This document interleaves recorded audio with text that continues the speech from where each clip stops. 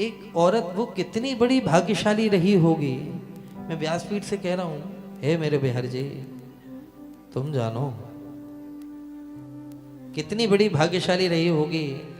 उस दिन शरीर बिहार जी में ही था, भीड़ थी, ज्यादा भीड़ भी नहीं थी, नॉर्मल।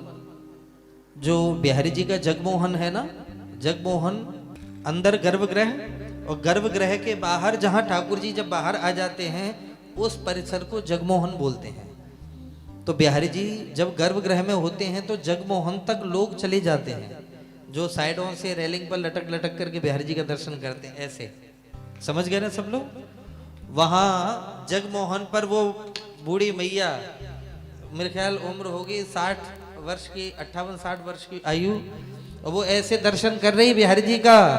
और दर्शन करते करते गोसाई जी लाए और ला करके अपने हाथों से बिहारी जी के अंग की उतरी हुई माला उनके गले में डाल दी। और माला जैसे ही मिली, इतनी प्रसन्न, उसकी वीडियो रिकॉर्डिंग भी वायरल हुई थी, बहुत वायरल हुई थी उसकी। माला डाली और माला लेकर के उनकी बहुएं साथ में थी, बच्चे भी थे। और जैसे ही उन्होंने देखा कि माता जी दर्शन हो गए, कि बड़े बड़े चोखे दर्शन हुए हैं, बड़े बढ़िया दर्शन हुए हैं, लेकिन बेटा मुझे थोड़ी घबराहट हो रही है, बैठ लेने दे। तो जगमोहन पर जो बिहारी जी के नीचे जो पाषाण लगा हुआ है पत्थर, वहीं पर वो पीठ टेक करके दीवार से बैठ गई।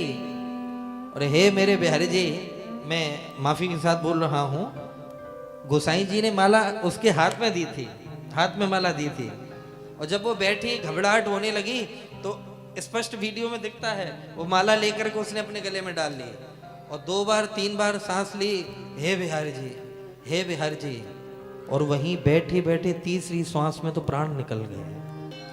क्या समझ रहे हो, बड़े बड़े महात्माओं को महाराज, जो लाखों वर्षों की समाधियां लगा करके घूमते बैठे होंगे, उनको भी जो नसीब नहीं हुआ, ऐ है। देखो बिहारी जी के परिसर में जगमोहन में प्राण यूं निकल गए।